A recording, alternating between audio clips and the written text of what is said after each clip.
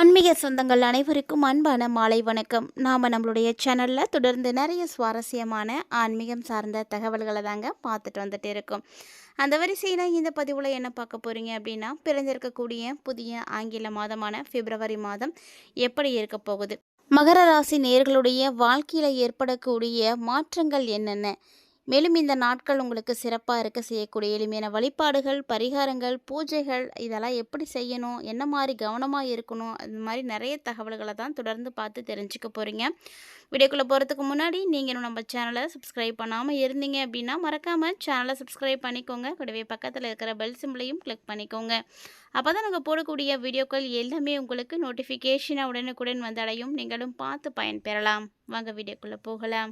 பிப்ரவரி மாதத்தினுடைய கிரகநிலைகள் எப்படி இருக்குது அப்படின்னு ஆராய்ச்சி பார்த்தீங்கன்னா, பிப்ரவரி 3ஆம் தேதி புதன் பகவான் கும்பராசியில் நுழைய போகிறாரு.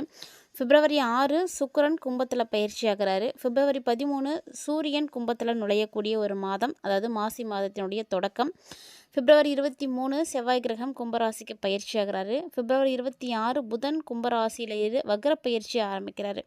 இது மாதிரி முக்கியமான கிரகங்களுடைய பயிற்சிகளானது கும்பராசிலேயே தாங்க ஏற்பட போகுது. கும்பத்தில் புதன், சுக்கிரன், செவ்வாய், சூரியன், சந்திரன் அப்படின்னு 5 கிரகங்களுடைய சேர்க்கையானது நடக்க போகுது. இந்த 5 கிரகங்களின் மூலமாக, விதியின் மூலமாக உங்களுக்கு நிறைய சாத்தியமான நன்மைகள் கிடைக்க போகுது. ஆன்மீக பயணங்களானது ஏற்பட போகுது. பொழுதுபோக்கு பயணங்கள் கூட உங்களுக்கு சாத்தியமாகும், அதுக்கும் வாய்ப்பு இருக்குது. தொழிலும் பார்த்திங்கன்னா லாபகரமாக தான் இருக்கும். மற்றவங்களோட உங்களுடைய உறவுகள் பார்த்திங்கன்னா ரொம்ப ரொம்ப இணக்கமாக இருக்கிறதுக்கான வாய்ப்புகள் கிடைக்க போகுது. மகர ராசி நேயர்களுக்கு இந்த மாதத்தினுடைய ஆரம்பத்திலே பார்த்திங்கன்னா லாபாதிபதியாக இருக்கக்கூடிய செவ்வாய் ராசியில் அமர்ந்திருக்கிறாரு. அதாவது மகரத்தில் தான் உச்சம் பெற்று இருக்கிறாரு. ஸோ இந்த ஒரு காரணத்தினால மிகப்பெரிய மேன்மைகளை நீங்கள் சந்திக்க போகிறீங்க அப்படின்னு தான் சொல்லணும். ஏன்னா இந்த காலகட்டங்கள் உங்களுக்கு சொத்துக்கள் சேரக்கூடிய ஒரு காலகட்டம்.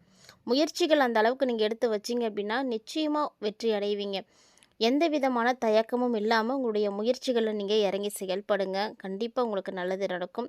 ஏன்னா முயற்சிகளுக்கான வெற்றிகள் அப்படின்றது எல்லா நேரமும் கிடச்சிடாது. அதுக்கும் நமக்கு நல்ல ஒரு நேரம் காலம் எல்லாம் இருக்கணும். அப்போ தான் அந்த முயற்சிகள் கூட பலிதமாகும். இந்த டைமில் பார்த்தீங்கன்னா மகர ராசி நேயர்களில் பெரும்பான்மையானருக்கு குடியிருக்கிறதுக்கு வீடு கட்டுறதுக்கோ அல்லது கட்டின வீட்டை வாங்குறதுக்கான அமைப்புகளோ இருக்கும். அதுலேயும் மகர ராசிக்காரங்களுக்கு செவ்வாய் பார்த்தீங்கன்னா பாதகாதிபதி. இதனால் ஒரு சிலர் நல்ல தசாபுத்திகள் நடக்கக்கூடிய மகர ராசி நேயர்களாக இருந்தீங்க அப்படின்னா அதிக அளவில் பணம் கொடுத்து சொத்துக்களை வாங்குவீங்க. அந்த அளவுக்கு உங்களுக்கு ஒரு அமைப்பானது இப்போ ஏற்பட போகுது. பாதகஸ்தானாதிபதியாக இருக்கக்கூடிய செவ்வாய் பகவான் உங்களுக்கு சொத்துக்களை நிச்சயமாக கிடைக்க செய்வார். ஸோ இது வரைக்கும் வாங்க முடியாமல் தவிச்சிட்டு இருக்கக்கூடிய விஷயம், இல்லைன்னா அதுக்கு பத்தாமல் இருக்கக்கூடிய செயல், இல்லை பாதி கட்டிட்டோம் இன்னும் மீதி கட்டணும், பாதி பணத்தை இன்னும் சேர்க்கணும் அப்படின்ற மாதிரி என்னென்ன பிரச்சனைகளை நீங்கள் பார்த்துட்டு இருந்தீங்களோ அது எல்லாமே கண்டிப்பாக மாறும். ஏன்னா பாதகஸ்தானாதிபதியாக உங்களுக்கு செவ்வாயே இருக்கிறார் அப்படின்றதுனால கண்டிப்பாக சொத்துக்கள் உறுதியாக கிடைக்கும். அதற்கான அளவுக்கு உங்களுக்கு செலவுகளும் இருக்குது. அந்த விஷயத்தை நீங்கள் அடையணும் அப்படின்னா கண்டிப்பாக செலவு செய்கிற மாதிரி தான் இருக்கும். செலவு செஞ்சீங்க அப்படின்னா கண்டிப்பாக நடக்கும். அதே போல் கல்வி பயிலக்கூடிய மாணவ மாணவிகளாக நீங்கள் இருக்கீங்க அப்படின்னா கடினமான உழைப்புகளை போட்டிங்க அப்படின்னா உங்களுக்கு நல்ல ஒரு ரிசல்ட் இருக்குது. ஸோ இந்த டைமில் பப்ளிக் எழுதக்கூடிய மாணவ மாணவிகள்லாம் ரொம்ப கவனமாக இருக்கணும். நல்லா எஃபர்ட் எடுத்து படிங்க. நிச்சயமாக அதற்கான பலனை நீங்கள் உங்களுடைய ரிசல்ட்டில் பார்க்கலாம். நல்ல மதிப்பெண் கிடைக்கும். தைரியமாக கொஞ்சம் கஷ்டப்பட்டு படிங்க. ஏன்னா நாட்கள் நெருங்கியாச்சு. அதாவது தேர்வுக்கு இன்னும் ஒரு சில நாட்கள் தான் இருக்குது. அந்த ஒரு சில நாட்களையுமே கூட நீங்கள் உங்களுக்கு சாதகமாக பயன்படுத்திக்கோங்க. இந்த பிப்ரவரி முழுக்க உங்களுக்கு நல்லா தான் இருக்குது. ஸோ இந்த மாதம் முழுக்க நீங்கள் சரியான முயற்சிகளை எடுத்து வச்சிங்கன்னா கண்டிப்பாக மார்ச்சில் நடக்கக்கூடிய தேர்வில் நீங்கள் நிறைய மதிப்பெண்களை எடுக்க முடியும். உறுதியாக நம்பிக்கையோடு செய்யுங்க. கடினமான உழைப்புக்கான பலன்களை எல்லாம் போடக்கூடிய ஒரு காலகட்டம் அப்படின்றதுனால நீங்கள் பயப்படவே தேவையில்லை. நல்ல முன்னேற்றம் பார்க்கலாம். அதே போல் மகர ராசியை சேர்ந்தவங்களுடைய பிள்ளைங்க அவங்களுடைய ஆரோக்கியம் எப்படி இருக்கும்னா கண்டிப்பாக ஏதாவது ஒரு வகையில் பிரச்சனைகள் இருக்கும். கவனமாக தான் இருக்கணும். சரியான நேரத்தில் அவங்க ஓய்வு எடுக்கிறாங்களா, சரியான நேரத்தில் அவங்க சாப்பிட்றாங்களா, நல்லா படிக்கிறாங்களா, நல்ல பழக்க வழக்கங்களோடு இருக்காங்களா, இப்படி எல்லாத்தையுமே பார்த்துக்கிறது உங்களுடைய கடமை. இந்த ஒரு விஷயத்தில் நீங்கள் அவங்கள கண்ணும் கருத்துமாக பார்த்துக்கணும். அப்போ தான் அவங்க வந்து நல்லா இருக்காங்கன்ற ஒரு திருப்தியானது உங்களுக்கு வந்து தெரியும். சும்மா நீங்கள் பாட்டுக்குள்ள உங்கள் வேலையை பார்த்துட்டு இருந்தீங்க அப்படின்னா, அவங்களுக்கு என்ன தேவையோ அது வந்து உங்களால் செய்ய முடியாமலே போயிடும். அவங்கள சரியாக நீங்கள் கவனிக்காமல் விட்டுட்டீங்க அப்படின்னா, இப்போ வந்து விட்டீங்க அப்படின்னா பின்னாடி ரொம்ப வந்து கஷ்டப்படுற மாதிரி இருக்கும். பார்த்து கவனமாக பார்த்துக்கோங்க. அதேபோல் அரசியல்வாதிகளாக இருக்கீங்க, உயர் அதிகாரிகளாக இருக்கீங்க அப்படின்னா, தயவு செஞ்சு நீங்கள் யாரையுமே வந்து பகச்சிக்காதீங்க. அதாவது உங்களுக்கு மேலே ஒரு படி உயர்ந்த இடத்துல இருப்பாங்க பார்த்தீங்களா, அவங்கள நீங்கள் பகைத்துக்காதீங்க. ஏன்னா அவங்கள பகைத்துக்கிறதுக்கான சூழ்நிலைகள்லாம் வரும். ஆனால் முடிஞ்ச அளவுக்கு அதை நீங்கள் தான் வந்து தவிர்க்க பார்க்கணும். தேவையில்லாத விஷயங்களை எல்லாத்தையும் வந்து விட்டுடுங்க. குறிப்பாக சொல்லணும் அப்படின்னா மகர ராசிக்காரங்க இந்த டைமில் உங்கள் அப்பாவோட கருத்து வேறுபாடுகள் உங்களுக்கு ஏற்படும். அதுக்கான வாய்ப்பு இருக்குது. இந்த நேரம் பார்த்தீங்கன்னா, மகர ராசிக்காரர்கள நெறைய பேருக்கு வந்து திருமணம் தொடர்பான விஷயங்கள் கைகூடும். திருமணம் ஆகாம இருக்கக்கூடியவர்களா இருக்கீங்கன்னா, முயற்சி பண்ணுங்க. நிச்சயம் வந்து நடக்கும். புதுசா காதல் மலர்றதுக்கான வாய்ப்புகள் இருக்கு. திருமணம் உறுதியாகறதுக்கான வாய்ப்புகள்லாம் இருக்கு. சொல்லப்போனா மகர ராசி நேயர்கள்ல நெறைய பேருக்கு குழந்தை பாக்கியம் கிடைக்கும். நெறைய நல்ல விஷயங்கள்லாம் இந்த மாதத்துல நடக்கும்.